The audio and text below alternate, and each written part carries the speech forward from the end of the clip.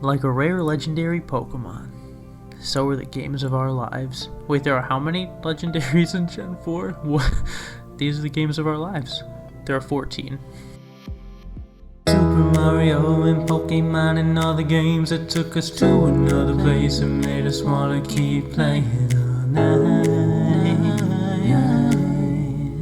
These are the games of our lives.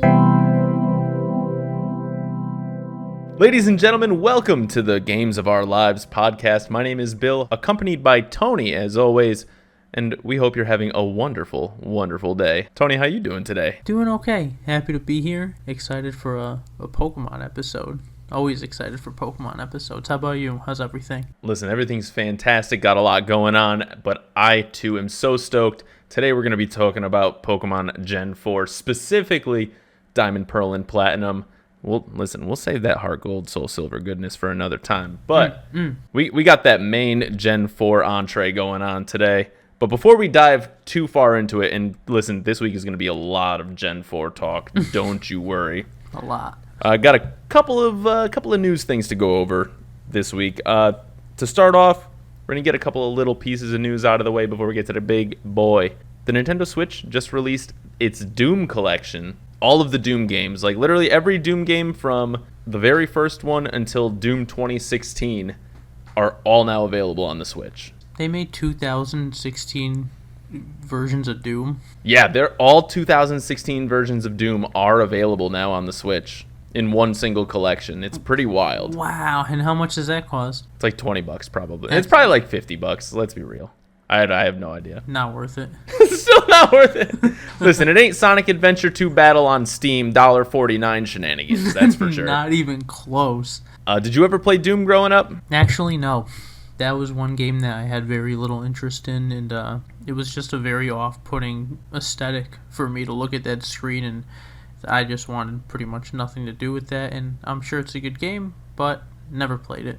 Sorry. Can't wait for Doom Guy to get into Smash and just make you feel real happy about that. Still holding out for the Sebring though. Thank you. Yeah, I had one other person tell me that that they enjoyed the Sebring part. It was money. It was money. You know what else is money? There's a new game show coming out. You could win money. Is it called Match Game? I used to love that show. Unfortunately, it's not Match Game. This is a game show that is video game themed. What? It's going to be it's going to be on the Peacock Network. It's going to be hosted by it looks like it's going to be Kyle Brandt from Good Morning Football. I don't know if y'all ever see that on the NFL Network. And one of the Wayans brothers. I don't know which one. Maybe it's the son, the Wayans' son. Listen, I get lost in the Wayans sauce sometimes. I don't know who they all are. But this game is called Frogger. It's Frogger, like the little arcade game from 1837, where you play as a frog, and you got to jump across lily pads and avoid traffic and win a lot of money. I'm surprised Rob Riggle's not in on this one, but it's basically Wipeout. It's these like giant foam set pieces over a giant pool of water. Honestly, it looks like it would be fun to like play around on a course like this, but I don't know. Is it going to make me pay for Peacock? No, absolutely not. Exactly. Absolutely not. Ridiculous. Absolutely. I'm sure the show will be fine. It'll be fine.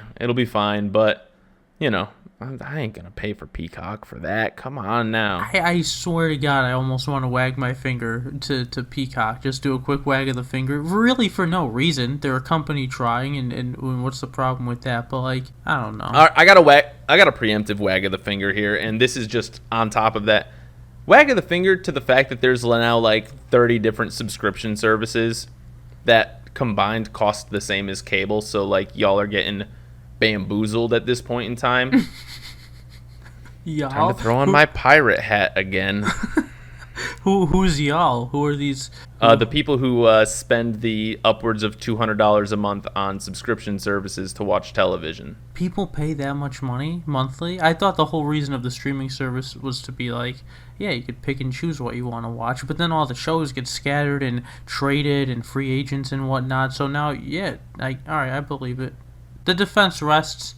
You got Netflix, you got Hulu, you got Disney Plus, you got HBO Max, you got Peacock, you got YouTube Premium, you got, I'm sure I'm missing a bunch, ESPN? You got NFL Network.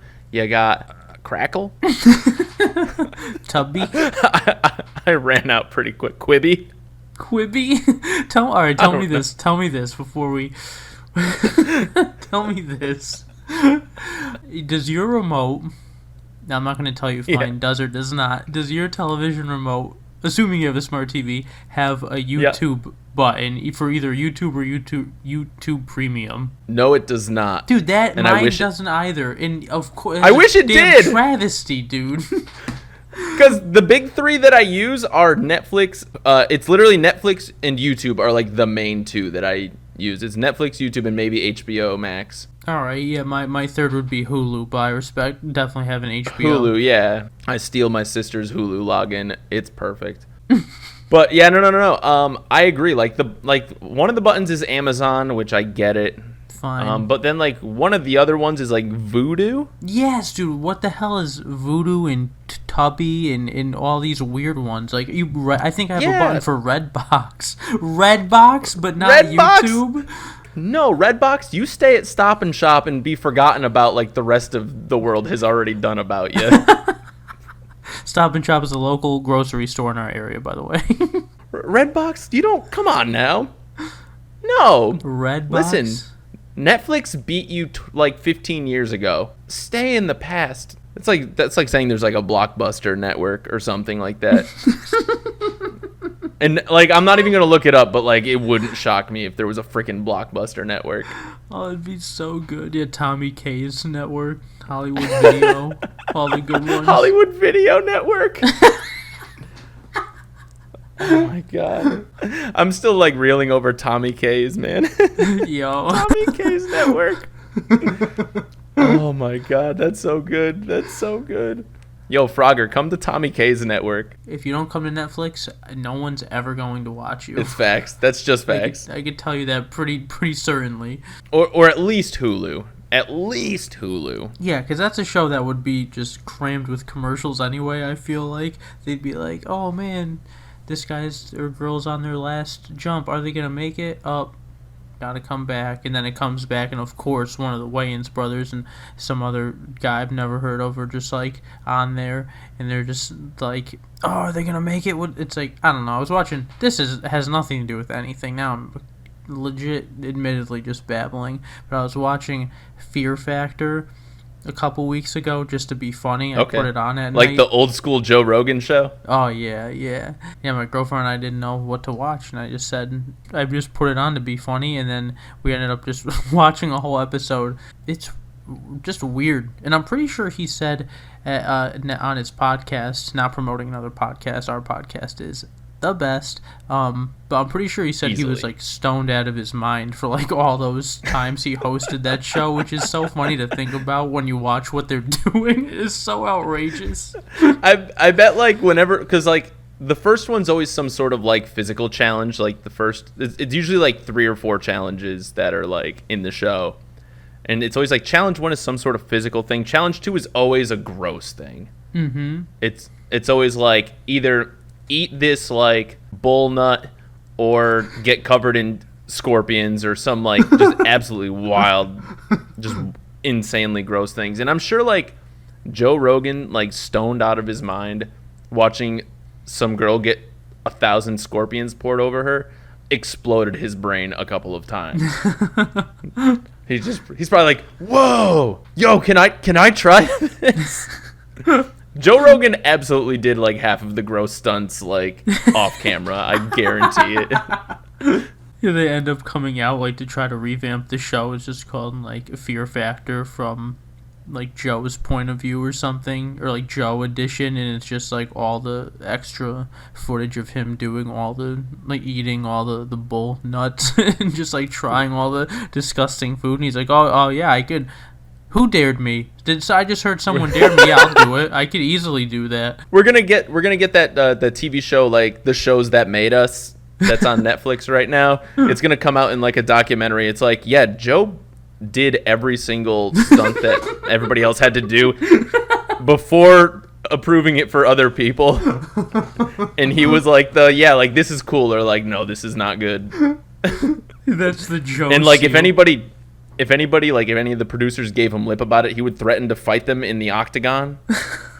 It's like Joe was a madman. Like he would do DMT and then get crazy. You just watch the show and it's one of those I always call it the Mandela effect, but it's the Mandela effect. But my inside joke is I call it the Mandela effect. When you remember something differently and like a mass amount of people remember it differently, and Fear Factor is one of those things where you just always like hear him say a bunch of times in every episode. He's like, "Come on, I wouldn't let you do anything that I couldn't do myself." And you're like, what? He really did say that those 100 times? Like that's crazy. Joe's in between every single thing. It's just like. I do this on Saturdays. Like this is actually just how I chill out in my free time. I get snakes dumped on me. I eat 30 cockroaches. It's healthy for you, bro. Love the show, Joe. Love what you're doing with the podcast and the show, everything. Keep it up. So that's Frogger. Now this episode is going to come to a crashing halt when we start talking about Pokemon and I'll let down. I mean, no spoiler. We could edit this. No, I'm just kidding. We're excited about it. In fact, we're kind of like going to get going on it right now because the biggest piece of news this week was the Pokemon Presents that happened on the 18th, where they revealed some new information about Pokemon Unite. There's going to be a couple of new Pokemon coming to the game, and that's pretty exciting. Sylveon's one of them. Mamoswine is the other new champion that they announced for the game. Still no Torterra, but hey, we'll let people be happy, I suppose. Have you been playing Pokemon Unite, or are you kind of like out on that one now? Yeah, I pretty much did it in between those two recordings of this show. We were talking about it, and I never went back. Honestly, it's a fun game, and I might get a little itch to play it again, and maybe I will, but as of right now, it's just not a game that I find myself playing a lot of.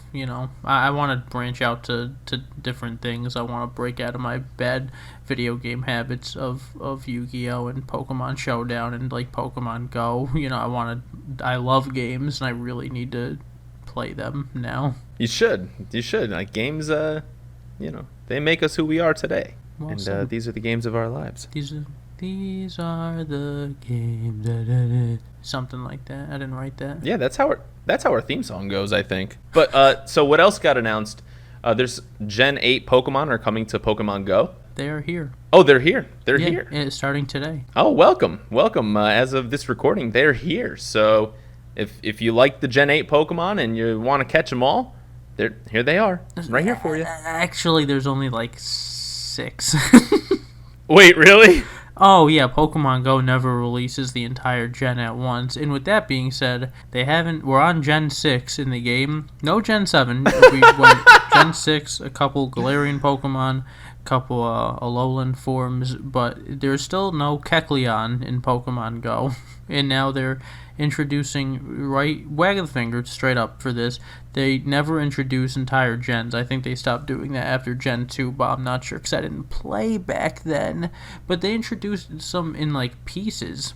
They just introduced Wooloo, Squovit, their evolutions, and Phalanx, and Zacian and Zamazenta are going to be in raids one at a time. I think one week and one next week or something. But yeah, that's it. And some Galarian forms. But like, yeah, no, Pokemon Go is huge, like fear of missing out. Like if they dropped everything at once and everyone could just get it and not have to play, but now if they introduce one new Pokemon next week, well, now I gotta keep playing, and you get tied up in everything else, and I'm sick of it. I'm just gonna come straight out and say I'm sick of it, wag the finger. Yeah. So I'm so much on the opposite end of that spectrum. Like I really liked the fact that I could just like get really into it and try to catch them all, especially with Gen 1 and Gen 2, because when Gen 2 did drop, you're right, they just said here's all the Gen 2 Pokemon. Like it's been 1 year, enjoy Gen 2.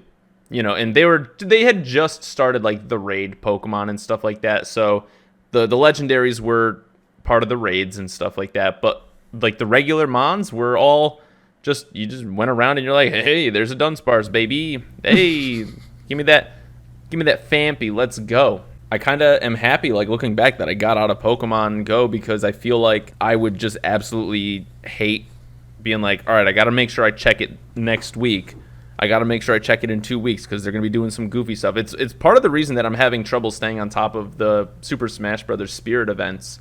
I feel like, because I do want to try to, like, have them all, but they keep, like, shadow dropping Spirit events, like, every 3 weeks, and I just miss them by a day or two, and I'm like, I can't get them all. And it just destroys me.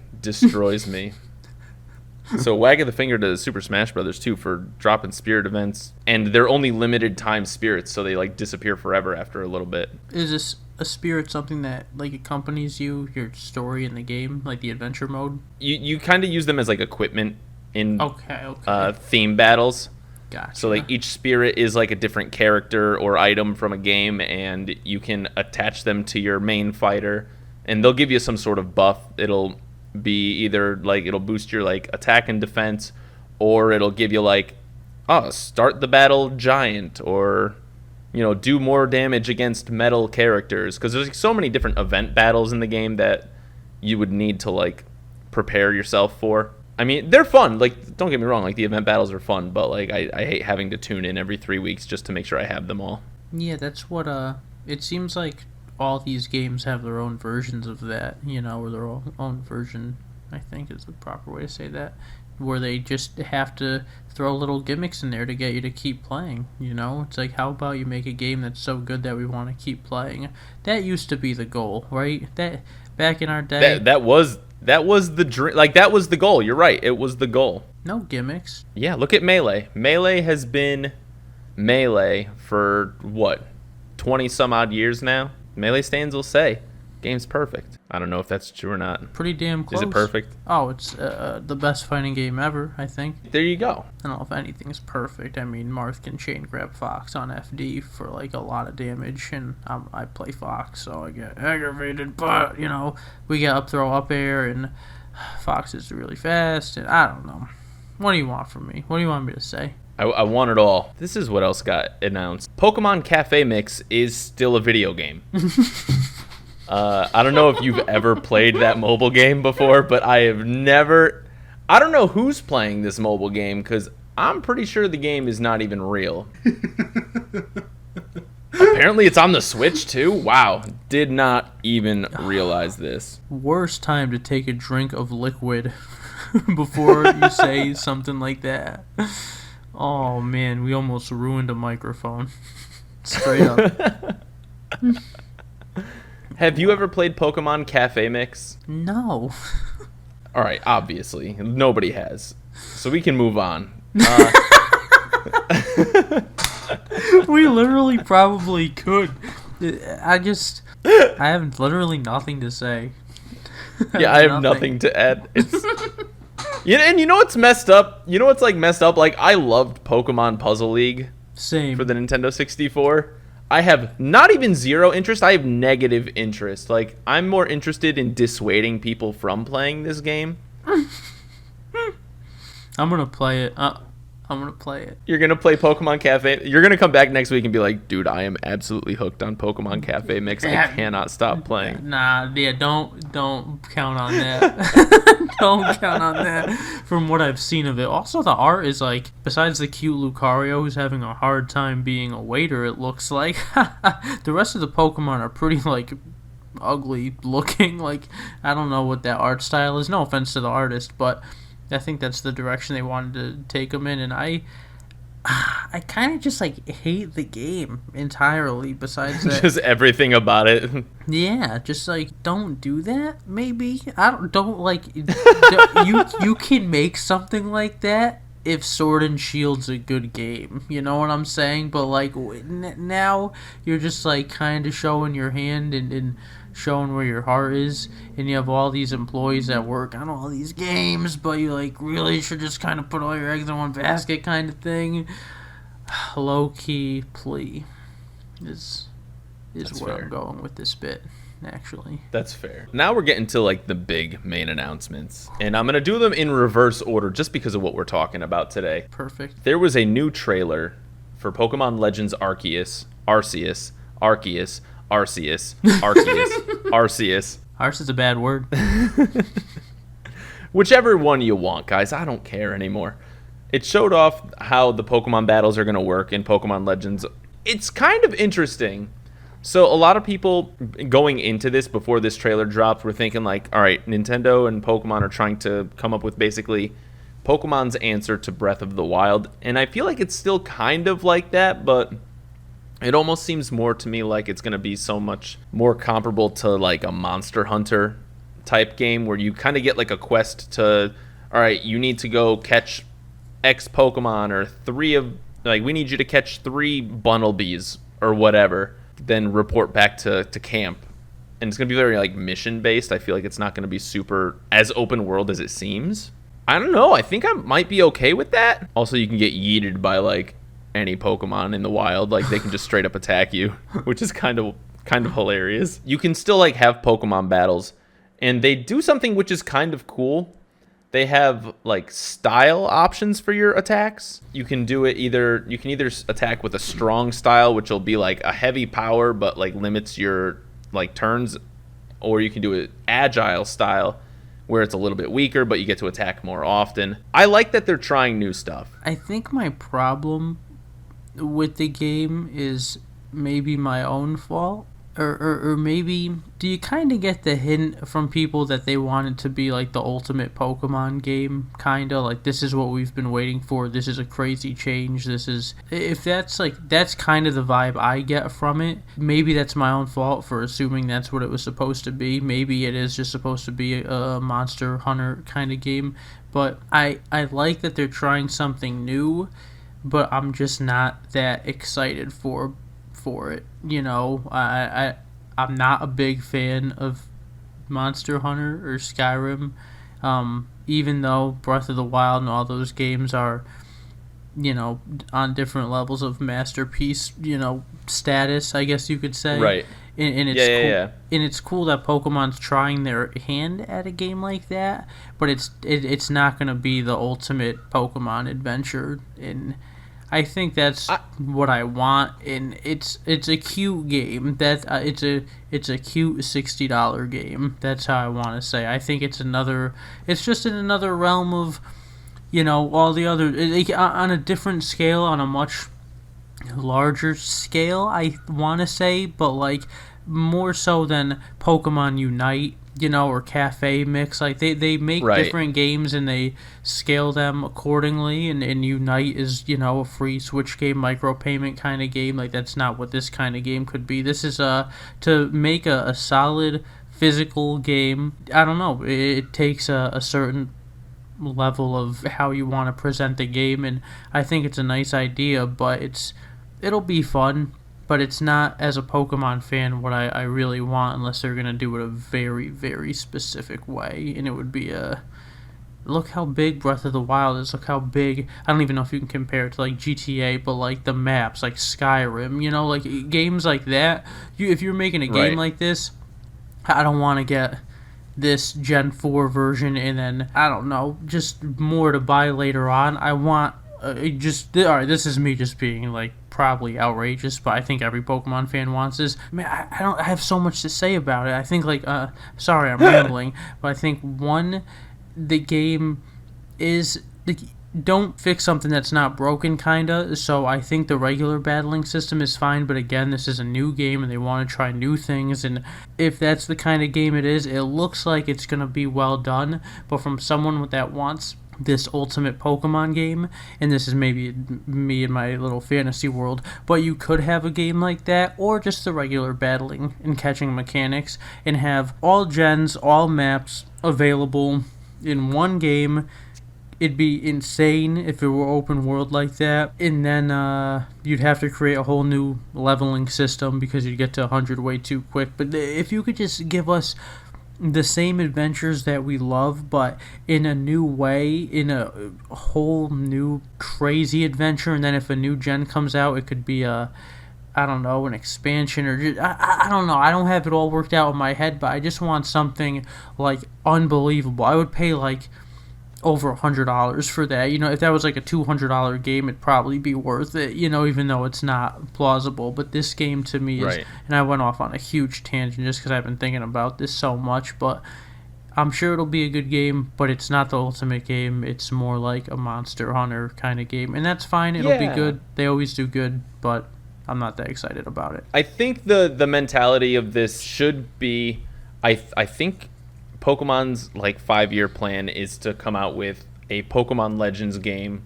for multiple different like regions in the Pokemon world. Like I think Legends Arceus is going to be the first of many. And I really like the idea that it is, I think that they're going to be able to alternate this with like traditional generation releases. And I think they're going to be able to tweak everything as time goes on. But like, you know, if Legends Arceus ends up being even like a moderate success, and I think it will be, at least financially speaking, I think it'll prompt Nintendo to make maybe like a Legends Ho-Oh or like a Legends Mewtwo or whatever, you know, and you'll be able to explore each of the regions in the past. And I think it'll be like a fun perspective change for Pokemon. I don't think that this is at all a replacement for like a Gen 9 type scenario. I think Gen 9 is going to still be its own thing. I think they're going to take some of the feedback from Gen 8, see what people liked about that, see what people like about Legends Arceus, and kind of tailor that to kind of try to make a Gen 9 that is more true to traditional Pokemon. That being said, Legends Arceus, I think, is going to be a fun time. I kind of like diving into the lore and learning more about what's going on in the world of Pokemon. And listen, you get to play as your boy Rowlet, and I think Rowlet is adorable. They honestly chose 3 of the most adorable starters just right off the bat. Oshawott, Rowlet, and your boy Cyndaquil. Are you kidding me? Like that's a money lineup right there. It's a pretty good lineup. Yeah, tough to beat that one. I don't know about Oshawott. I think Oshawott could probably be taken out. Imagine, I don't know. Piplup instead. I was gonna say Mudkip, but that's just being real greedy. Rowlet, Mudkip, and Cyndaquil. That's so stacked. That's too stacked. That's too stacked. That's too powerful. And I agree. Like I don't love Samurott of the final forms. Like, Samurott, whatever.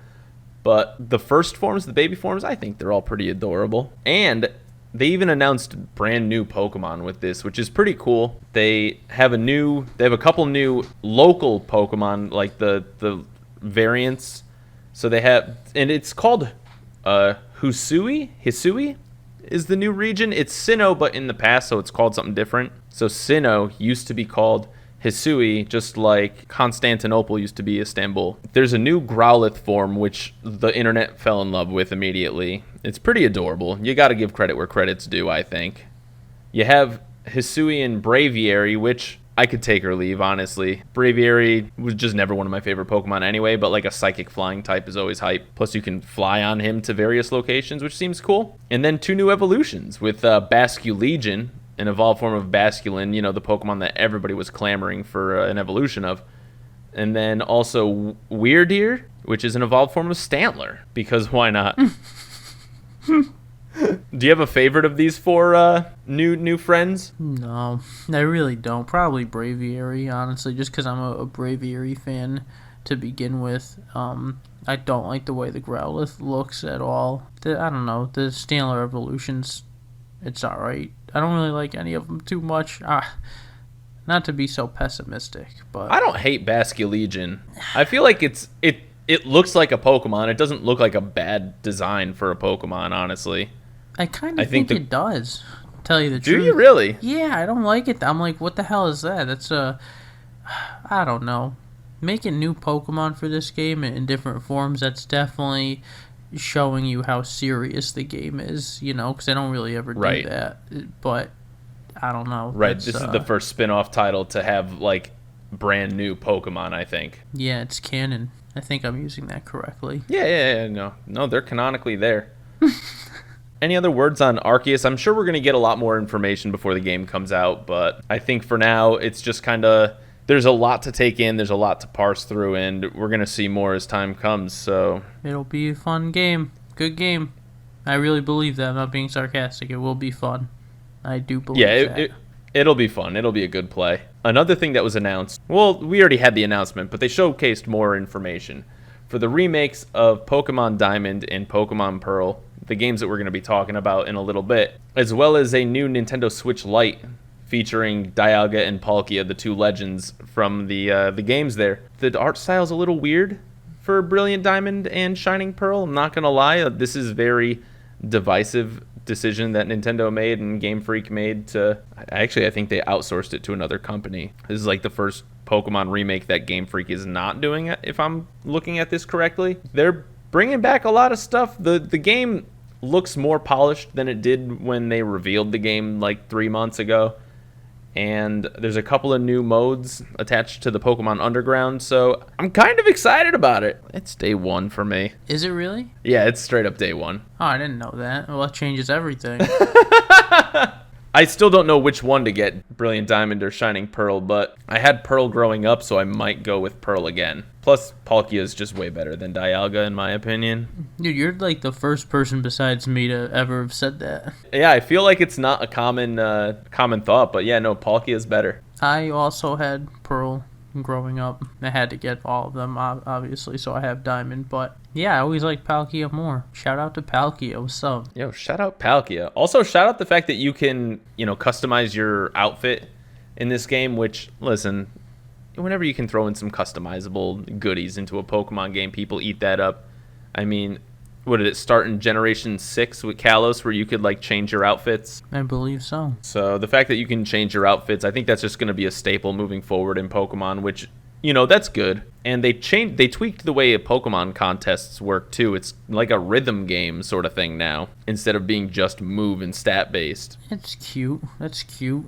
Do you have any thoughts on the new information we got, or are you excited for the games? Do you plan on getting them? Yeah, I have to get both of them. You have to. I feel like collecting Pokemon, I have all the main series games. I was fortunate enough to get them all with the boxes and everything recently before Pokemon collecting got way, way too out of control. So I lucked out with that timing-wise, and I always try to continue to get the main series games now. So I will get both, but I can't say I'm very excited for them. I don't think this was necessary at all. It kind of aggravates me. There's a lot of negativity, and I want to, from me, this episode towards Pokemon, I want to preface all of that with this, and that is, I've been fortunate enough to play Pokemon since it came out in North America, and it has been almost the entire duration of my life since that point a lifestyle. It's more than just a game. It really is just world changing and life changing, especially for me. So I really hold it on the highest standard, and I always want what I think is best for it, or I just want to see them make good decisions and make quality content and stuff, and just do the right thing, what I believe that to be in different situations and whatnot. But I just don't think this was necessary. I think generally I have a hard time thinking that anything that's been released on the DS and after that really needs a remake because of how accessible I think that those games still are. Kind of the DS Lite is my favorite handheld system ever. I'm not saying you should have to get all that stuff, but I don't know. I think fans were just really, really wanting this game, and I kind of just would have liked it if they didn't give it to them, because I feel like it's just not necessary. I think, and I say that kind of because I thought Gen 8 was so bad. The storyline was 0 out of 10. They made cool Pokemon, and they did, the wild area, and they did some good stuff in that game, and they made accessibility a lot easier and or just things more accessible. They did so much good with that game, but when it comes down to it, it was just the story was awful in the setting. No offense to where they, where it takes place in England or Great Britain, I believe, right? For the most part, the Galar region. Yeah. Galar is supposed to be a UK kind of derivative. Yeah, so no offense to them, but that's I don't know, not very appealing to me, just that setting and that aesthetic. We can do a whole episode talking about Generation 8 of Pokemon. Do you want to turn this into like an all-generation episode, or do you want to keep this Gen 4? Oh, I'm sorry, I'm rambling on. Yeah, no, just strictly straightforward. But I have to preface that with that. Yeah. Only because I'm so disappointed in how that game was that it makes me aggravated that they will make this remake. Like, I don't want a remake. I want a good game. Basically, if you're working on Arceus, that's fine. Doesn't have to be the monster Pokemon game in it, but like doesn't have to be Gen 9. But like Gen 8 could have been so much better. And like they're really working on this game too. Right after that, it's almost like insulting. And they did the whatever with the art style. Yeah, it does look weird, but it's not the end of the world. It's a little off-putting, but like I don't really think their priority should have been a remake for 2DS games, when there's like definitely better stuff that they could be working on. And sorry, I digress with the Gen 8 stuff. That definitely could be a entire episode by itself. Oh, absolutely, and it will be, most certainly. But I feel whether you like it or not.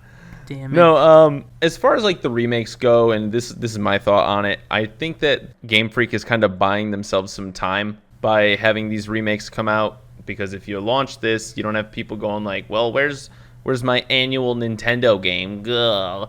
Because for whatever reason, Game Freak's like, I gotta make sure that we put out a new Pokemon game every single year around Christmas time, regardless of what's going on ever. And honestly, like that's kind of like the biggest knock against Game Freak, is that they spread themselves too thin, I think, and they put themselves against these like crazy, ridiculous time constraints. And Game Freak is a really small studio. For as big as Pokemon is, like the Game Freak studio is way smaller than it has any right to be. Like there should just be more people working there, especially for just like quality control and stuff like that. Just really trying to make sure that everything runs smoothly. So they're, like you said, like even this game, which is being outsourced so they could work on Arceus, it's like, right, did we need Diamond and Pearl to be remade? The answer's probably no, but it's been a while since there was a remake. I guess I can't even say that. Let's Go Eevee and Pikachu came out 2 years ago?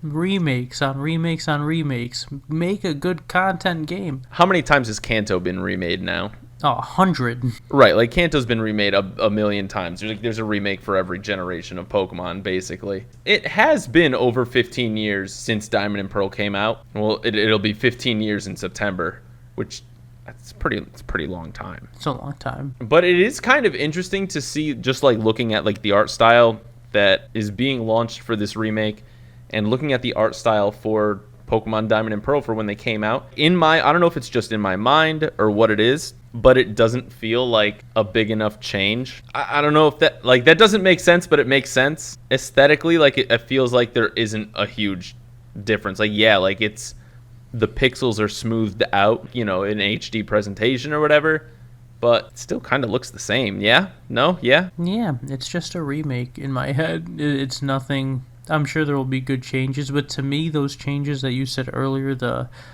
Pokemon contests, it's now a rhythm game, and even when they throw in stuff like, oh, you could make curry now and go camping, like all that stuff, that's all like cute stuff, but I have very little interest in any of those things. I really didn't care for the contests when I was a kid either. I just want the main course of the game to be brilliant, and no pun intended. That's just not, the game was good when it came out, and that's it, and it's going to be good now, but it's not worth a remake in my head. Let's talk about how good this game was.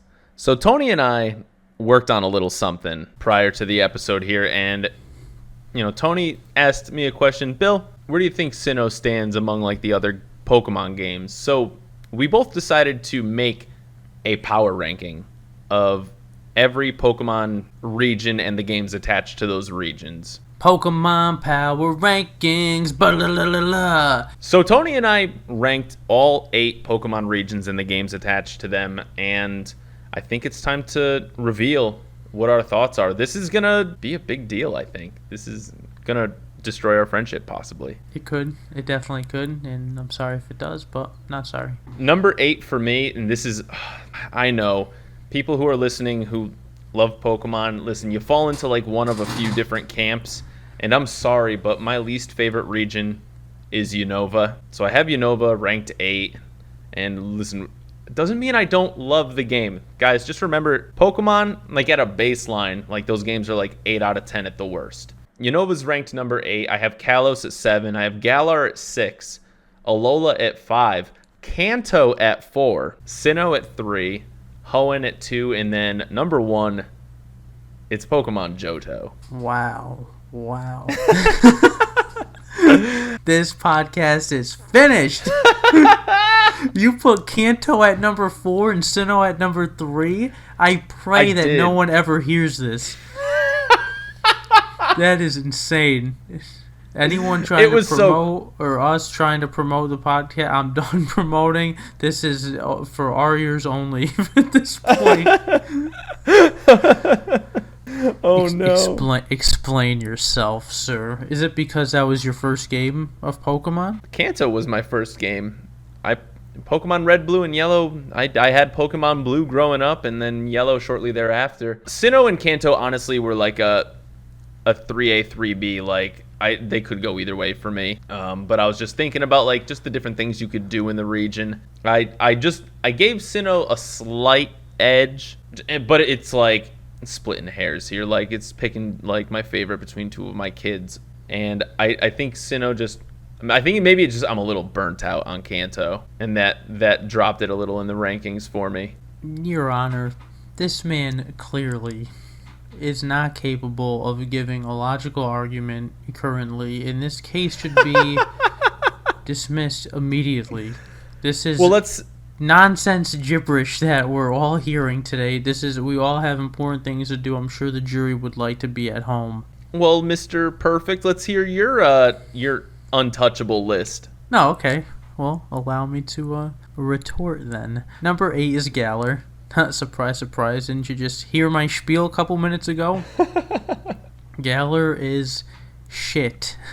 I don't care if we can swear on this or not. That is a fact. I would say Unova is more boring aesthetically, so that's why I placed it down. I put Unova at number 7, and I think it's only a little bit better. And it's actually like considerably better. I gave them like 1 out of 10 numbers, and like Unova I give like a 7.5, where Galar I probably give like a 5.5. I gave Unova a 6, Galar a 7. You gave Galar a 7? That is... Yeah. Your Honor. This is getting so out of control. Is this a circus or a courtroom?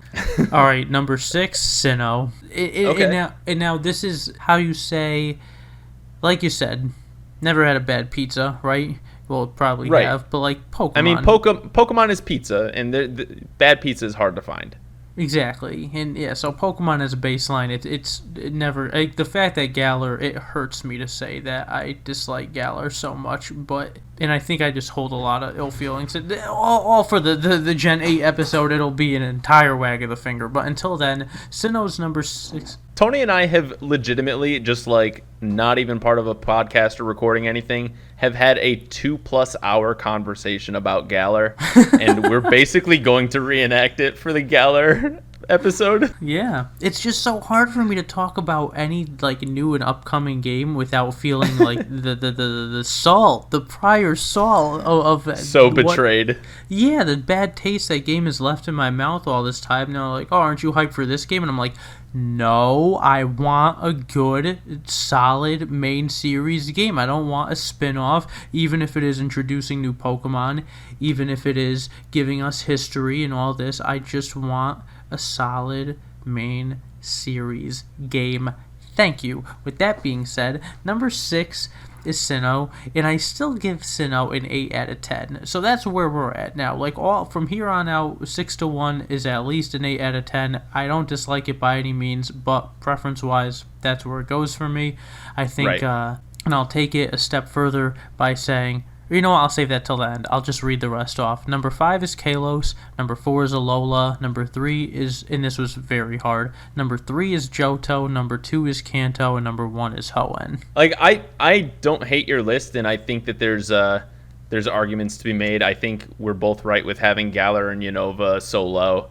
And Johto and Hoenn are like right up there. Yeah, everything else in the middle is we could fit, I mean, we're splitting hairs. Like, I gave Johto and Hoenn both 10 out of 10s. Me too. Sinnoh and Kanto I gave 9 out of 10s.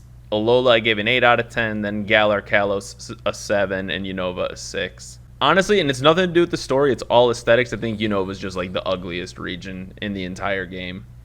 Like, it's cool that they have New York City. Like, hey, New York, baby! Welcome to Pete Francesco's getting them cannolis. But otherwise, outside of New York City, it's just like a linear garbage field. Isn't Chargestone Cave in there? That one's kind of cool. That little Chargestone Cave is kind of cool. And, like, yeah, they have that one marine tube that you can walk through and see some wild Pokemon. Outside of those two things, though, it is just grass patches. Grass patches and grass patches. But the grass patches have a great storyline throughout them. No? The stories are fine. But the stories are fine. Are you kidding? The stories are fine. This was fine. This was a look at... Not finally, because other stories were fine. They're classics. Thank you very much. Some of them are good. Some of the stories are fun and very good. Some of the stories are like, what in the hell is actually going on here? I've been playing Pokemon Black 2, so it's fresh in my mind. And Pokemon Black 2's story, so far, I'm only 8 badges in, but it's whack. Whack? Are you... It is... All right. I haven't played White 2 or Black 2 in a while, but if we're talking about Gen 5, just like Black or White, are you kidding me? Are you kidding me? Black and White were more compelling than the sequels. I will be hands down honest about that. Okay. The sequels, like the story, I honestly think they did a bad job, and like your rival character is an absolute, just it's one of the worst rivals. Like looking back, like makes Hop and How both look good. Ooh, big statement. I haven't played Black or White 2 in a while. I tried to replay Black, I think it was, and I was like, yeah, this game is really good. After you play. The mechanics are great. Yeah, just this. Everything about it is pretty good. 7 out of 5 out of 10 ish, I would say. And I really like the storyline, and that helps it get its number. But after you play everyone's favorite Sword and Shield, where you run through the storyline, where the characters are dipshits and pretty much remodeled after your rival does the same gesture with his hands, and it's the worst story that is literally completely a waste. Yeah. After that... No, Galar's story is pretty terrible. Awful. After that, and you jump back to Gen 5, and first thing Black and White might be the last good story, though. Black and White might be the last good story in Pokemon. It also might be the best. It's up there. It really is up there. Black and White 1's story is one of the better stories, for sure. The liberation of Pokemon? They're trying to... But it's all backhanded? Oh, I say too much. Dare I even speak? Oh, listen, save it for the Gen 5 pod, sir. How many... All right. That's 8 whole episodes. For years. We're not going to talk about Pokemon again for another month, probably. I got to get this out of my system. I've been thinking about this all week, man. This is important stuff. And it's hard N's a great character. N is a fantastic character. Great character. Like maybe top 3 in mainline Pokemon history. Wow. All right, we don't have enough time to even... And I'm not a big fan of all the characters. I'm more of a Pokemon guy, not a trainer guy. But right. That's now we're talking like upwards of 3-hour, 4-hour episode, if we're talking about... and that's coming from me, and I've been babbling like a little babbling brook this episode. To that. Shout out Dane Cook. Wonder what that guy's up to. What the hell is Dane Cook doing in 2020? Dane Cook, want to come on an episode, talk about a game that made you who you are today? Dude, that'd be a really solid first guest, Dane Cook. Yeah, I'd be pretty hyped for that. I'd be really hyped. I wouldn't even talk. It would be like an interview of him. Just let Dane Cook do all the work. Pretty much. I mean, we'll coast him along, but I don't want to talk nearly as much as I'm talking right now. When we have any guests on the show, I want they're a valuable asset, and I want to hear their opinions. Maybe we'll learn about Dane Cook's thoughts on the Speak and Spell. The Speak and Spell. Yeah. You ranked Hoenn at number 1. Yeah, I can get behind that. I mean, trumpets are the best instrument in music, and Pokemon trumpet music is undeniably fantastic. So obviously it was gonna win. We should do a show, like a podcast or something. You're pretty good. You're pretty good, my friend. Right back at you. What was like the one factor that made you choose Hoenn at number 1?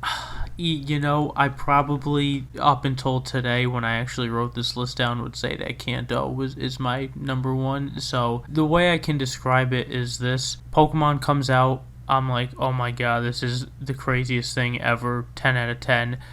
How can this exist? And then Gold and Silver comes out, and I'm like, oh my god, and you get to go back into Kanto, like, after you beat, I'm like, this is unbelievable that this game is still this good. And then Gen 3 comes out, and I'm like, oh my god, the setting, the music, the new Pokemon, the story, the legendaries, like, they're everything, like, it is such a beautiful little world in Hoenn. And being able to dive in the storyline is so compelling, like that's probably why. And then I think Gen 4, bringing everything full circle, is the first time it didn't stay up to that 10 out of 10 standard. And it was still great, but it just wasn't as good as the first 3 gens. But all those reasons are probably why Gen 3 is I mean, Gen 1 or Gen 3 are you know, it's tough, but I love Gen 3 for those reasons. That's totally reasonable. I ended up choosing Johto as my number 1, because growing up, I played a ton of Pokemon Silver and a ton of Pokemon Crystal, and Gen 2 really is where I think, like, I hit my stride in Pokemon. And then when Gen 4 came out with the remakes of Gold and Silver, with Heart Gold and Soul Silver, I fell in love with Pokemon all over again. Because you're right, Gen 4, for whatever reason, Sinnoh didn't quite nail it for me like the first 3 generations did, but going back into Gold and Silver with Heart Gold and Soul Silver, you know, the upgrade from Game Boy Color to Nintendo DS was big enough of a gap where, like, it felt like a totally new experience, and it really was just something so special. So Agreed. That's why Johto is number 1 for me. And let's be real, and if you're playing a Johto game, you get to go to Kanto for free. Exactly. That was such a tease. That was like a 17-year-long tease of that. We all want that so badly again, and we just can't get it. Probably longer than 17 years. I will say the hardest thing about a Pokemon game that would combine multiple regions would be like level scaling. Like, because even in Gen 2 and Gen 4, like, level scaling was like kind of wonky at times. Yeah. It would be so fun to just revisit multiple regions in a single game. It'd be incredible. It'd be crazy. Game Freak, I hope you're listening to this podcast, because we're just giving you free ideas that we'll pay for. Don't say that. Now they have it in contract. But we will. Take this idea, make this game, and we will give you the money for it. Oh, for the game. Yeah, for the game. Not the idea. No, the idea is free for both parties. Like, it's free that we're giving it to you, and it's free that you're taking it from us. Use this power for good, not for evil. Deal. Let's talk about Generation 4 and what it meant to Pokemon. We're talking about this one because it's hot off the press with the new remakes coming out. But 2, I feel like Generation 4, you know, outside of these remakes, kind of gets swept under the rug as far as the Pokemon generations go. It truly is like that middle child kind of generation where there wasn't a ton of crazy things in Gen 4. Yes, it was the first generation on the new DS hardware, but you're right, like the jump wasn't as powerful, at least in the story or in like characters and stuff like that. But we still got some absolutely cool new stuff with this game. So Diamond and Pearl came out in America back in 2007, and these are some weird looking legendary Pokemon. These box legendaries were definitely a different energy from the previous Pokemon games. And Diamond and Pearl were like really, really odd choices at the time, I think. People didn't expect them to go that route, especially given like the previous generations. Like, did you ever like think about like what like they could name the colors and whatever moving forward after Gen 3? I'm sure I have, but I don't really question that anymore. I definitely didn't back then. I think that was still a point in my life where I was ready to take anything that they would give us and be happy about it, whereas now I have like all these standards and like, things that I'm looking for out of a Pokemon game. But back then it was also just nothing but like, oh, wow, the DS was new. It was like, oh my god, right, Nintendo DS. Like, it was still, what year was that? You said 2007? 7, yeah. 14 years. I was literally like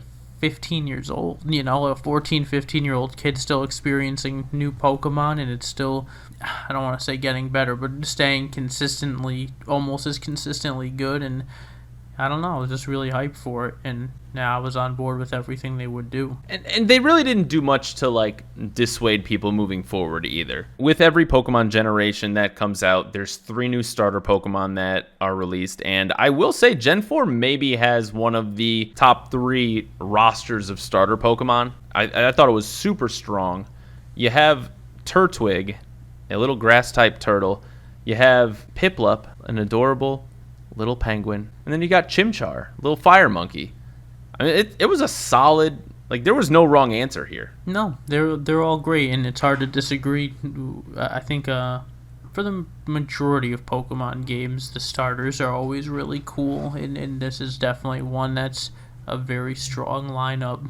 Actually, now I know I'm going to get a little ahead here because I know that Torterra is like your favorite Pokemon. Is it your favorite Pokemon or your favorite starter? My favorite starter, like that whole that whole line is my, like, Turtwig and Torterra are like my favorite starter, first form and final form Pokemon. Okay. How do you feel about the middle form? Grotle is he's a little awkward. He's a little awkward turtle. Not going to lie, like, I'll take a Charmeleon over that most days of the week. It's fair. Yeah. But no, Turtwig I think is like perfect in every single way, and like I would die protecting him. Wow. When the game came out, that's who I picked as my starter as well, and I loved that Pokemon, but I can't say I would die trying to protect him. That's really pushing it. I don't know. Depends on the circumstance, I guess. It is also a fictional character, so whatever a life is worth versus that.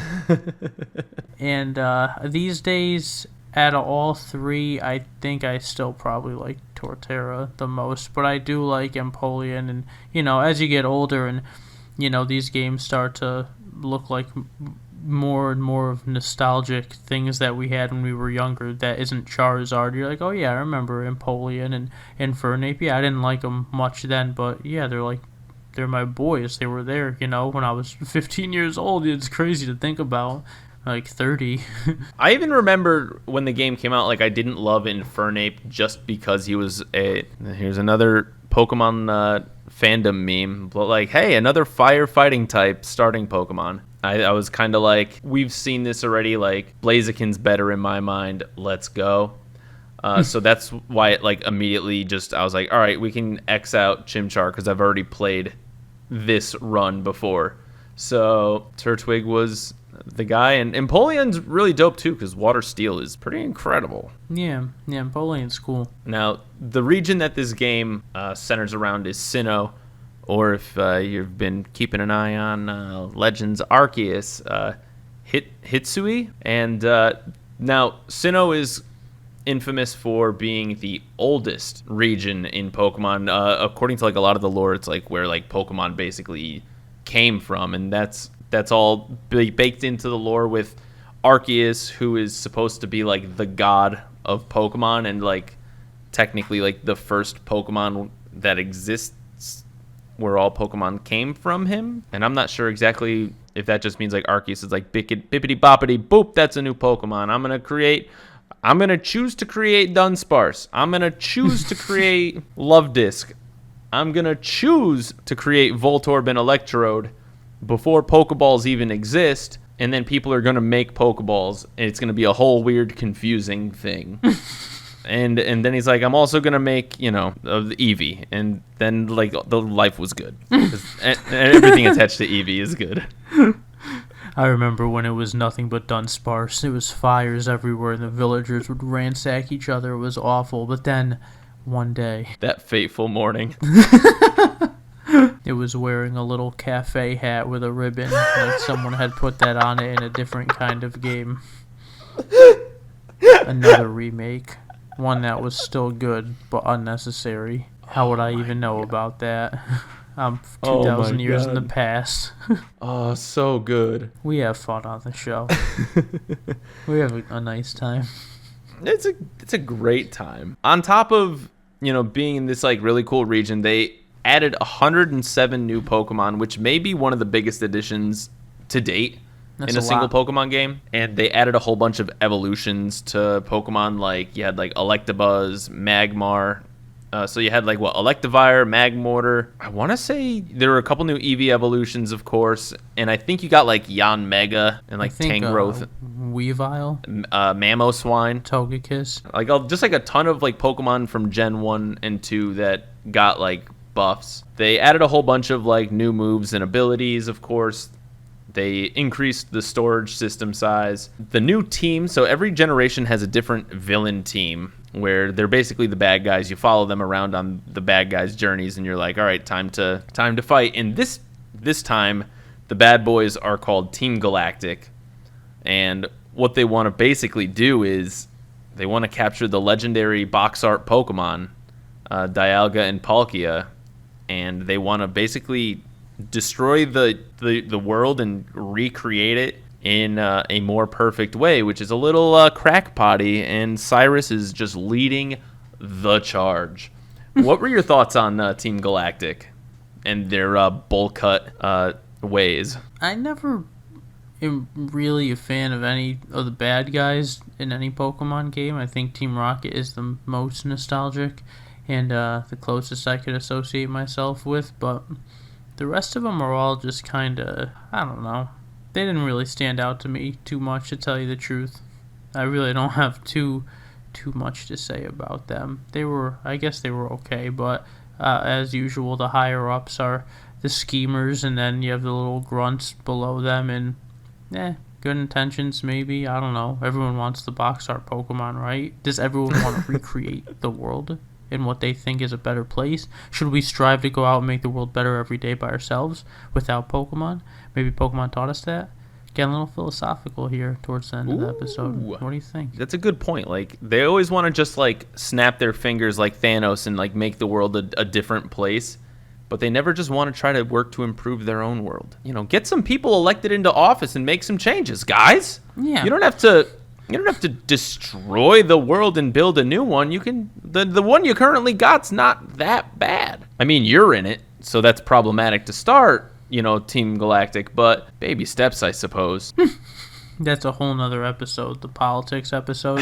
The politics episode, we'll get into that. Gen 4 did introduce a character, though, called Looker, and Looker's kind of a fun character in the game. He's like this PI who runs around trying to fight bad guys. Do you remember that guy? I sure do. I'm trying to think of a funny song, a very impromptu song, but it's not going to happen. It was going to be in the tune of that Nelly song that goes like, andale, andale, mommy, E-I, E-I, uh-oh, but like, P-I, P-I, Looker. Looker, oh no. I don't know. That's why I didn't make air. Wait a minute. Everyone just heard that.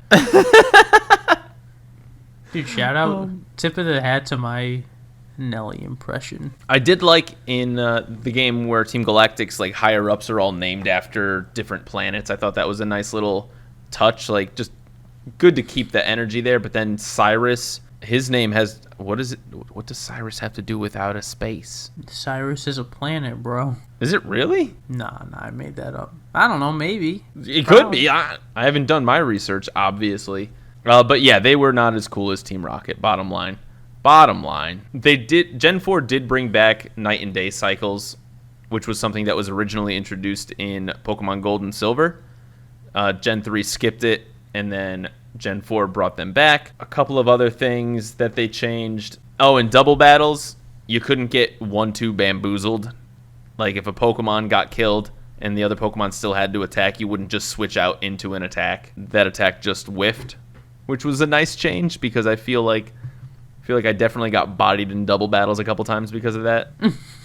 And they also ended up bringing back the Battle Frontier, which is a thing in Pokemon Gen 3 that people absolutely loved. And whenever you have online capabilities, which this is the first game, by the way, that had Wi-Fi connectivity. This is the first time Pokemon Diamond and Pearl was the first time that you could battle people through Wi-Fi and trade too, which is kind of insane, right? Oh yeah, I'm lost in what you're saying, and I look over and I have a Pokemon puzzle of the first 150 Musna on it, unfortunately, and I have it framed, and I'm just like staring at it and thinking about that feeling of thinking, oh, I could battle people online now, which I'm pretty obsessed with currently and playing Showdown endlessly in any kind of Pokemon battling. And one, it makes me think, man, I really love Pokemon deep in my core. And two, that was a crazy feeling. Or being able to transfer Pokemon with the DS, put one in the GBA slot and one in the... I used to be able to...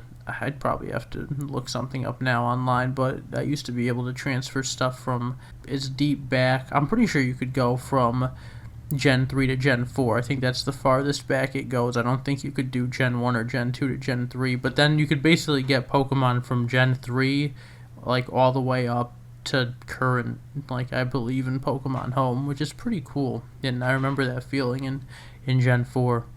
A lot of nostalgic feelings. Yeah, absolutely. And oh man, you just reminded me, like, you could with the DS transfer Pokemon from a Game Boy Advance game up to the DS game, and that was just so cool. Oh yeah. The fact that you could just like do that with one device, absolutely insane. Great system. Also, this generation, geez, there's so much actually came in. This game actually was the first one that had new Pokemon forms, like other than like just like the base Pokemon. I think this is the first game that had like a changed version of that Pokemon, where you had like the origin form Giratina, you had Sky form Shaman, and then you had Rotom and its different, kitchen appliances.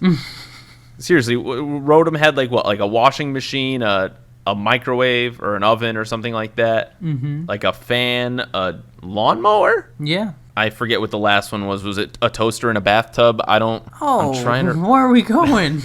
I'm just kidding. I don't remember what his last form was. You'd think you have a good host, bad host kind of scenario, and all of a sudden you're throwing toasters in the damn tub? Who's who? Who is who? It's electric and water type. This joke is over. Yeah, but what was the last one? Yeah, washing machine. A refrigerator. Oh, there was a fridge. That's right. There was a fridge. I'm thinking of all of them in my head. Yeah. But that was pretty cool to like even have that, like just the Pokemon forms, and it brought the I guess cast form was the first to do it, thinking back, but that was like only like in battle specific, which was still cool at the time. But these were like different Pokemon forms that were like permanent outside of battle. Gen 4, you walked around. It was, your traditional, you got to collect 8 badges, beat the Elite Four, and fight the bad guy team. There were a bunch of HMs in this one still. Was this the game that had Rock Climb as an HM? Oh, yeah, I think my Torterra used to get stuck with that, actually. Yeah, it was Rock Climb, right? Yeah, Diamond and Pearl were a mistake. Rock Climb is just terrible. It was. And I think this was the last generation where Pokemon TMs were single use. I think Gen 5 made them all multi-use, if I remember correctly. Gen 4, it had some good music. It had some interesting characters. It honestly wasn't the most memorable Pokemon generation in my mind, and I think that mostly is because, Pokemon was really hitting a wild stride during this time. Hoenn region had a whole bunch of stuff going on. Hoenn region had not only Ruby, Sapphire, and Emerald, but it also had the 2 Pokemon Coliseum games and really like a ton of stuff going on. And then the Sinnoh games come out, and it's like, okay, here's Diamond and Pearl, but wait! Here comes Heart Gold and Soul Silver. Just better in every way. Here you go. Like, I think only like a year and a half later. I want to say it was not a huge amount of time. And then Platinum came out, which was fine. And then, bam, you had Black and White coming out like a year after Platinum. So I just don't think there was enough time to really digest this particular this generation. And I feel like it kind of gets left behind a little bit because it wasn't as big of a change as other generations had. What specifically do you remember about this generation that really like stands out to you? Garchomp. All right, never mind. Garchomp is beautiful. I also did like the underground. What was that mechanic called, where you could go underground and you could do like mining? I thought that was pretty fun. Something with exploration, maybe exploring. Because I remember growing up, it would be me, Ronnie, Tyler, and my sister, and we would get together. And what was cool is you could all go underground together at the same time, and you would be able to mine for like fossils or little like gems and whatnot. That was pretty cool. I never got big into the Pokemon Frontier personally. Like, that wasn't a big thing for me because outside of doing that underground stuff, I was always kind of a single player boy. I didn't really like. I never got huge into Pokemon battling. I only traded for what I needed. Let me ask you this. Yeah. Before I tell you what I'm thinking, did Platinum come out after Heart Gold and Soul Silver came out?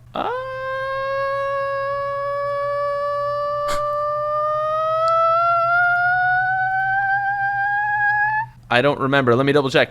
So Pokemon Heart Gold and Soul Silver came out in all right. So it was Platinum first, then Heart Gold, Soul Silver. Oh, okay, all right. I misspoke earlier. So Platinum came out here in March of 2009. Heart Gold and Soul Silver came out 1 year later in March of 2010. Okay, all right. Just curious. Not calling you out at all for that. I'm just because you said that and I was like, wait a minute, did that? I don't remember that at all. You could have said either way. I flipped those backwards, yeah. I really, really agree with what you said earlier about how this game gets swept under the rug, because out of all the games, for some reason in my mind, it might be the least memorable game, but I remember it fondly, very fondly, and I don't think there's anything wrong with it. I think it's a perfectly good game.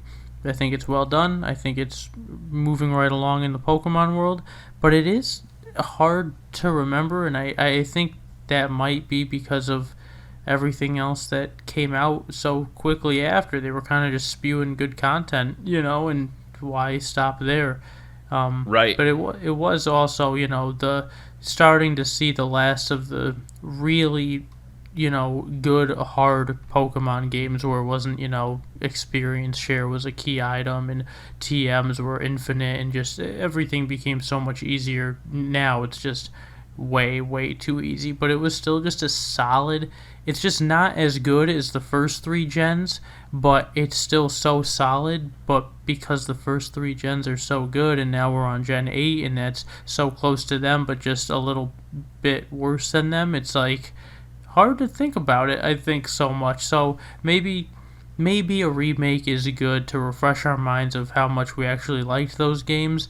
That's for you to say in the comment section below, even though these podcast sites don't have those. If you're listening on YouTube, you can absolutely comment below. If you're listening on Apple, you can comment in the terms of giving us a comment and rating us 5 stars on Apple Podcasts.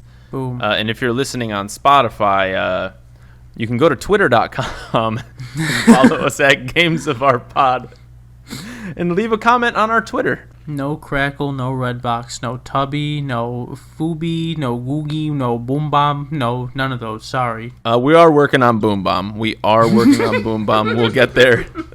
We'll update you as soon as we have that information, though. One last thing this generation did add, by the way, was gender Pokemon differences. So, like, Pikachu, like, male and female version, where it has like the split tail for the female. A nice touch, a nice thing that they did. I like a lot that they did with this gen.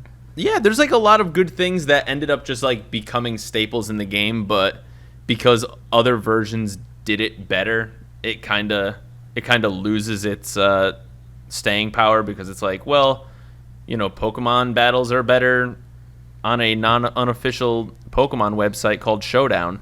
So we're going to use that instead.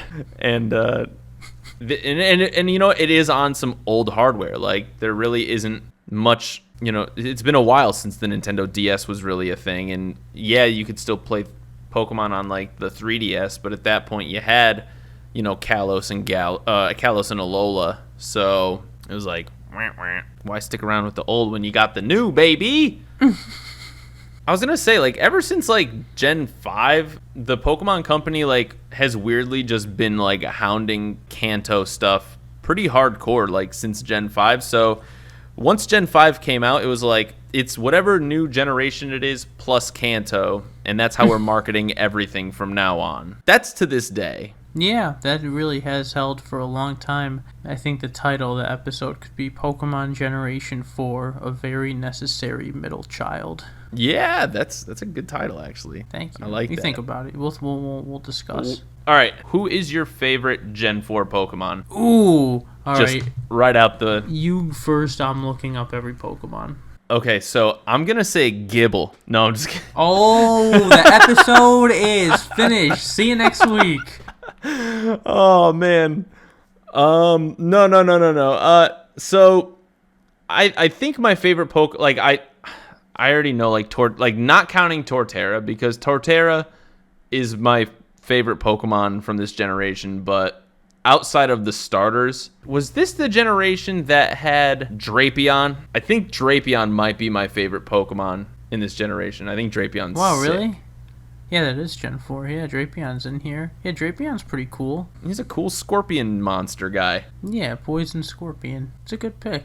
It's funny because you end up building relationships with different Pokemon in different periods of time. So it's like when the game came out, I was all about Palkia, Torterra, but then like Lucario's in Smash, and like Empoleon and Togekiss are good in Pokemon Go battling. So it's like you end up, loving a lot of them. But if I had to pick, it'd either be Drifloon.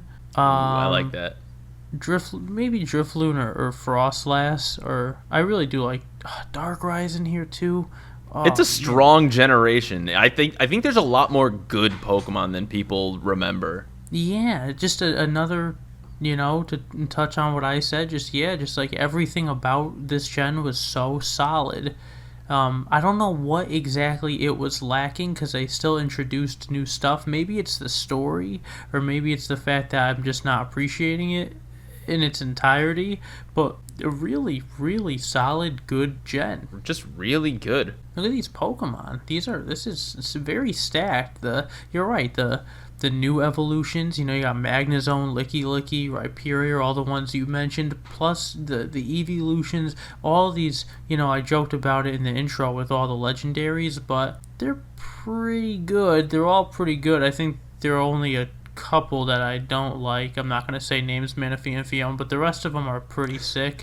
And then there's just a lot of and you got some babies in here. You got Bonsly and Happiny and Mime Jr., Garchomp's in here. We even had Champion Cynthia, who is one of like the best Pokemon champions in Pokemon history. Oh yeah, badass. And like her team is just straight up like, I'm gonna just pick every good Pokemon in this generation and good luck. Pretty much, yeah.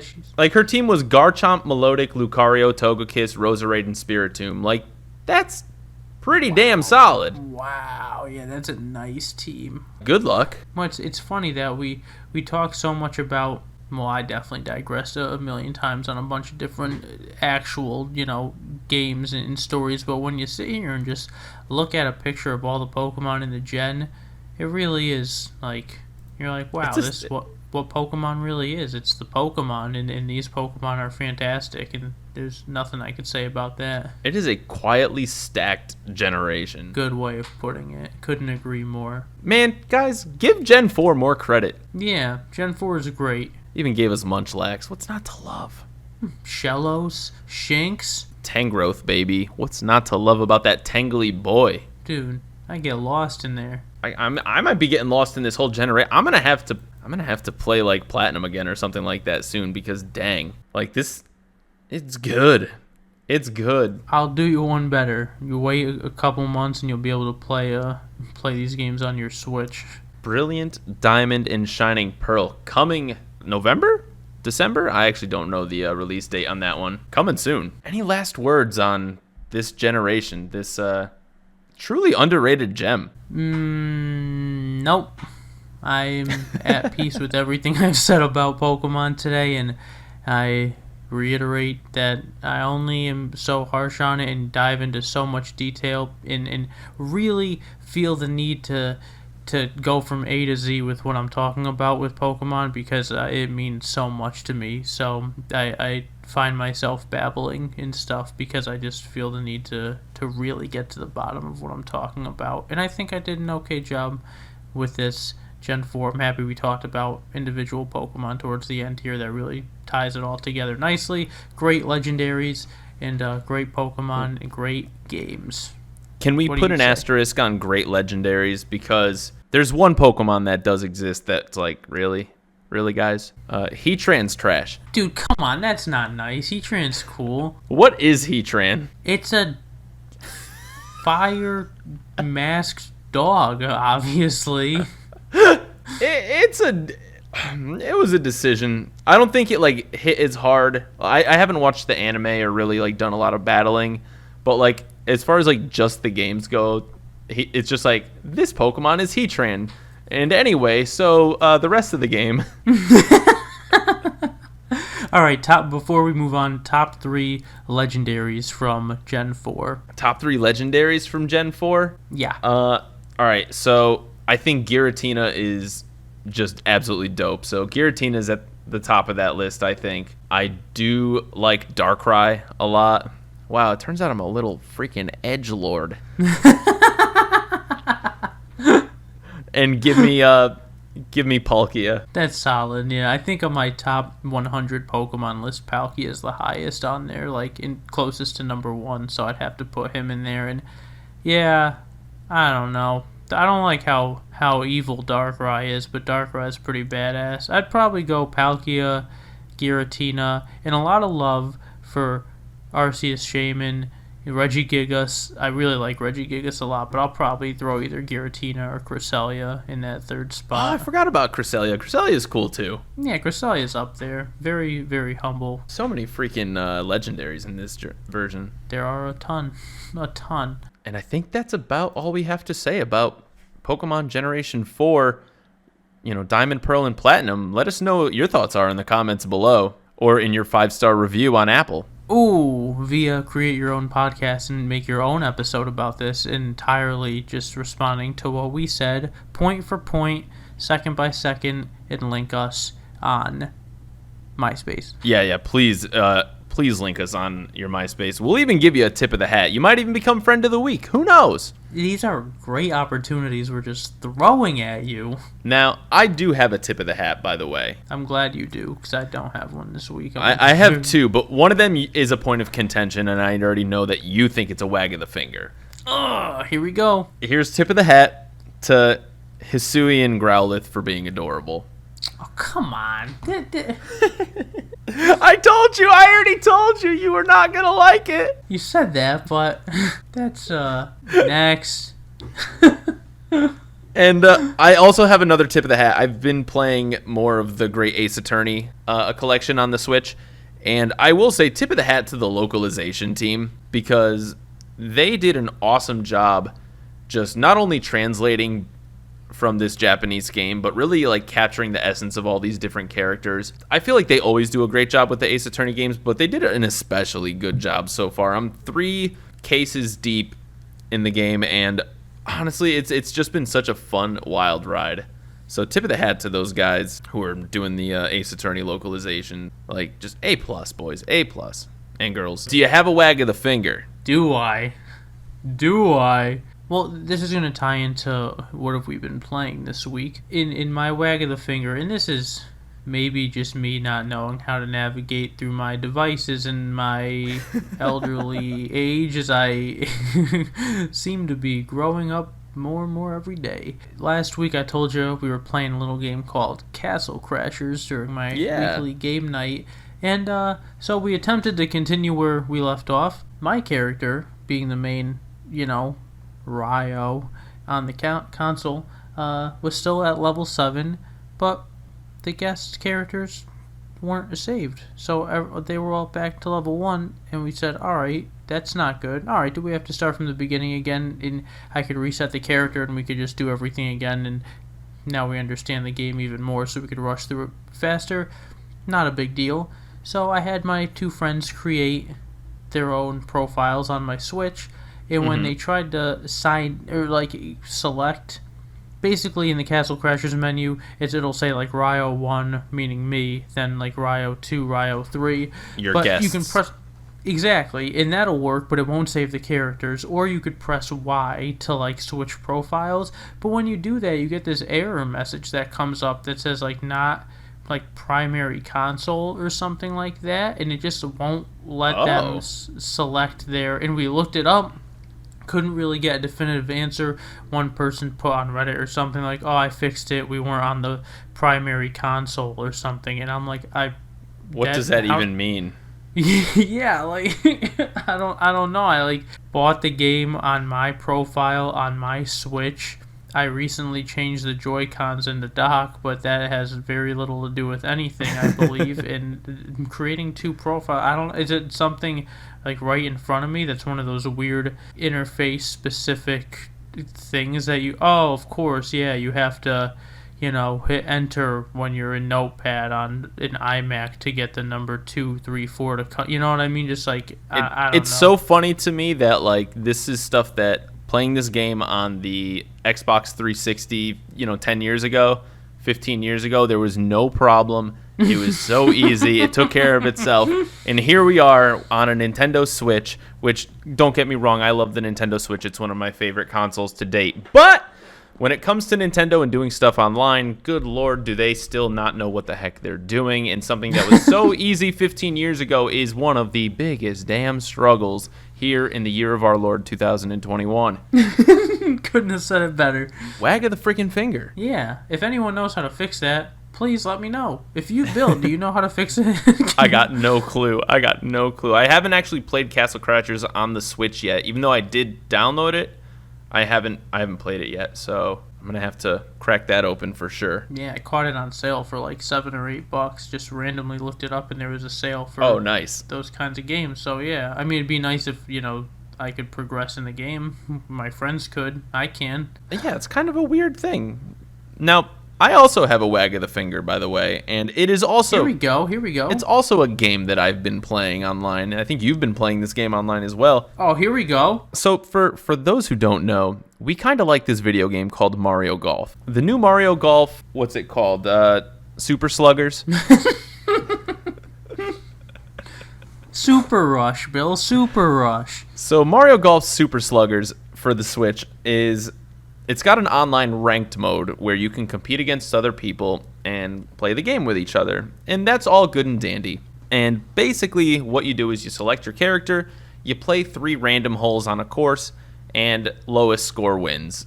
It sounds simple enough. However, there's one mechanic in the game that basically breaks the game once you get like A rank or higher, because you don't want to play dumb. And there are these special abilities that basically can ruin any opponent's next shot and can set them back in a huge way. So what you'll see at the higher rankings is, especially on the 3rd hole, and double especially if you're on a par 3, you will see the hole start and you'll have, 2 or more golfers lined up and they just will not hit the ball because everybody has their special move available to them. And the first person to hit the ball is just going to lose a stroke automatically, and there's just nothing you can do about it. So you will see people, and I've seen people on Reddit, sitting at a hole for 45 minutes. 45 minutes! Like, I've seen more people just, like, leave out of frustration in this mode than I have in anything else. Like, me and this one guy were at a standstill for maybe 30 minutes. Because I did not want to hit the ball. I couldn't lose. And mind you, if you come in 2nd place in Mario Golf Super Rush, you still get points, and you don't lose points ever in online matches. But pride is important, right? You and the person that you're playing against will often it's just like a battle of attrition at this point. It's literally Metapods hardening at each other until one of them gives up and has to use struggle. And god dang if it ain't just like most pitiful mode in all of Nintendo online games right now. Nintendo, you need to fix this. This is a terrible design choice. It basically forces the game to come to a standstill, and it's... Listen, I actually love the mechanics of the game. I think the mechanics are, like, incredibly sound, and I think the general course design is really good. But this one mode, because of the special abilities, it just ruins the entire mode. What are your thoughts, Tony? Dude, I couldn't agree more. This is a game that we like so much. We wanted to have a ranked mode for. They give it to us, and they still have to do something wrong with it. And it's, you know, you have the option of playing standard golf or speed golf, and you would think the people that are playing standard golf don't want any gimmicks, you know, including a specialty shot that if we're playing against each other and I hit first, now I'm just dead in the water, and you could just somewhat quickly, because there was a little animation lag and stuff of the person's ball getting hit, so if you hit first, you can try to quickly finish your putt or hit your second ball or anything, but for the most part, if you hit the person with, you know, their special shot is going to hit immediately after you, they're going to affect your shot if they land in the radius of your ball, and then you just are losing a stroke, and in golf, that's catastrophic, and that's horrendous.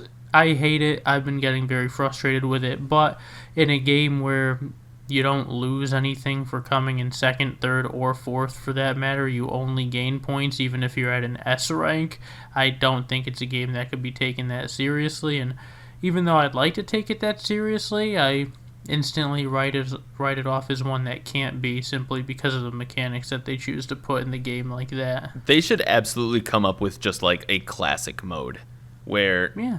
it's no frills, 3 holes, best score wins, no interrupting each other. You just play golf like God intended.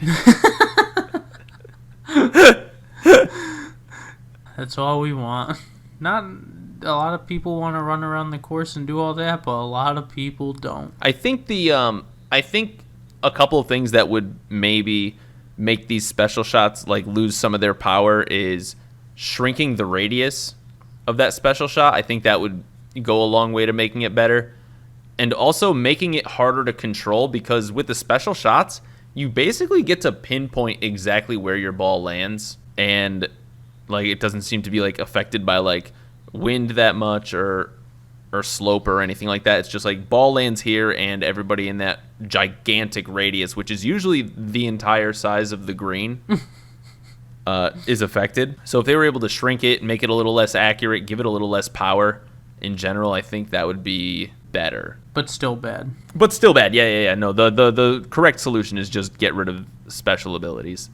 Yes, agreed, 100%. Maybe it looks like this game's going to have like seasons. Like each month will be a different season. So maybe for season 2 it'll be different. It'll be changed. We'll see. Because it looks like September 1st they're going to be bringing in another season. We'll see what the unlockables are, blah, blah, blah. But yeah.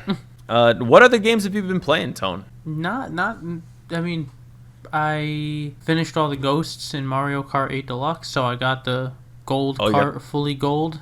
Nice, the nice. wheels, the glider, did it all. I worked on that a little bit, yeah. Yeah, during game night we played a little Monkey Ball 2, Monkey Target. We were pretty obsessed with that in Melee, and those seem to be the games that are holding strongest for me right now. But what game was I going to play? I was going to say, you know what game I was going to try tonight or tomorrow? What's that? Crash Team Racing. I want to see if that game's good. Basically, from what I've heard, Crash Team Racing is the Diddy Kong Racing to Mario Kart 8 Deluxe, in that the people who love Crash Team Racing will swear up and down that it is better than Mario Kart 8 Deluxe, which is an insane claim, because Mario Kart 8 Deluxe is by far the most mechanically sound Mario Kart to ever come out. Maybe. And I'm just, like, from an objective standpoint, like, it's probably the best Mario Kart to come out, just between the amount of courses, the amount of customization that you got, the amount of Wario's on Wigglers you can find.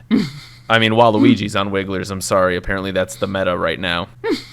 Really? Yeah, I can't get behind that. I'm a Dry Bowser main for life, baby. Yoshi, baby. But yeah, no, I've heard a lot of good things about Crash Team Racing. I think we talked about it one time and you told me that, and I was like, I really want to try that. If people say it's that good and I have all these games, why not play them? You know, it doesn't have to be Mario Kart all the time. There are other racing games, and a cartoony Crash game like that could be really, really good. Absolutely. How about you? What have you been playing? I started playing this indie title called Dodgeball Academia. Now, it's kind of cool. It's basically takes the same kind of concept as the Mario Golf for the Game Boy Color and like Golf Story for the Switch. And it's basically a sports RPG. And the sport that this one follows is dodgeball. And you play as this like little kid who goes to this dodgeball academy, and you run around playing dodgeball battles against people. And it's been pretty fun so far. I'm like 3 or 4 hours deep, and the gameplay mechanics are surprisingly sound, and there's definitely like a nice little homage to Pokemon. Like there's definitely like a Pokemon sound vibe going on. And there's even like quote like trainer battle things, like where dodgeballers will like get a little exclamation point over their head and then talk to you at a battle. So it's kind of like a cute nod. Definitely a fun go. It is a little pricey. It's like $20 or $25. It's definitely a little more expensive for an indie game, but so far it's been fun, and I'm 4 hours deep, and I don't think I'm even close to halfway done. So, you know, it may end up being one of those like games that I'm like absolutely 100% get. But if you do like sports RPGs, I think you're going to be pleasantly surprised by this. Yeah, that's actually like my recommendation this week, is if you like those games, definitely go get it. And otherwise, I've just been on my Twitch channel, twitch.tv/BillTheFajita, playing Mario Sunshine. I'm trying to do a 100% run there. A Pokemon Black 2 Nuzlocke, where we just actually got our 8th badge. So we are going to be making a beeline for the grand finale next time I stream, I think. And those are the games that I've been playing, Tone. Man, you always bring something good to the table. I gotta say that. You always try out new stuff and always bring a nice curveball when it comes to what you've been playing, and really solid, different kinds of games. And I appreciate that. Thanks, Tony. I try to constantly expand my horizons. So I'm usually always trying, especially with the indie games. Like I'm such a big fan of just picking up like an indie game for like $6 or $10. Because usually that's how much they are. But every once in a while, one is intriguing enough where I'm like, you know what, let's pull the trigger and see what happens. I'm happy you do that, and I want to, hopefully by next episode and for episodes to come, I can have new games to tell you guys about that aren't Pokemon Go, Yu-Gi-Oh!, Melee, Monkey Ball, and Pokemon Showdown. By the way, just a little Monkey Ball thing. There is a Monkey Ball remake coming out soon. So hype. And they just announced this week that a character from one of Sega's other franchises, Yakuza, one of the main characters whose name is Kiryu, is going to be available as one of the playable characters inside of a ball. That is so weird. So you get to play as a literal Japanese like mafia gangster inside of a monkey ball, and I think that's just the most hilarious thing in the world. I feel weirdly about humans. Like, I guess I don't know if Sonic's gonna be in the game or if anything like that, but I feel weirdly about humans being in the balls. I think it's a very weird thing to look at. It's like unpleasing to the eye, but when you say it like that, it's a pretty good move. It's a chibi character too, so like it's a chibi version of the character, so it's definitely like really cartoony. So all right, that's cool. So it's a little like better. Straight up, yeah, like Ryu from Street Fighter. It's like, oh, I'm in the ball now. It's like, oh, I don't want to look at that. It's weird. It's a cute monkey and a human man downsized. The human man, you know what I think he looks most like? Have you ever seen those action figures called U2s? Yeah. So I see what you're saying. That's kind of what Kiryu is going to look like. We don't often go on such tangents that we're like over the 2-hour recording mark, but here we are. Yeah. Well, hard not to with a Pokemon episode. It's true. There's so much to unpack. Yeah, you want to just narrow it down to one gen, but it's so hard to not compare it to other gens and reference other things to put it into perspective. Absolutely. Maybe you can do it, but I don't think I can. And Well, while we're already past the mark by a long shot, let me say I've been watching the second season of Fargo. Not sure if you've ever seen that show. Oh yeah, you were telling me about it. Yeah, that show is amazing, and I'm on the season finale of season 2, and yeah, what a good show. That is like definitely in my top 5 favorite TV shows of all time. So well done. I'm gonna have to check it out. I still have not, but I haven't really watched television because of who I am as a person, which is not a good person. That's not true. Listen, I'm too busy on what was the network that we were gonna do? I don't even remember. Tim Tang. Hum Bing Ding. I don't know. Whatever podcast network we were talking about. Crunchyroll. So thank you guys so much for listening to this week's episode of the podcast. We really, really appreciate all the love and support that you guys have all given. Please, again, if you're listening on Apple Podcasts, if you give us a 5-star review, that would be huge for discoverability on the platform. Thank you for those who are listening on YouTube and Spotify as well. You can follow the show on Twitter at Games of Our Pod. You can follow the show on Instagram at Games of Our Pod. You can follow Tony on Instagram at The Poker Rapper. And you can follow myself, Bill, at Bill the Fajita on most social media platforms. Tony, any final words? Bye. Thank you. Bye. See you guys next week.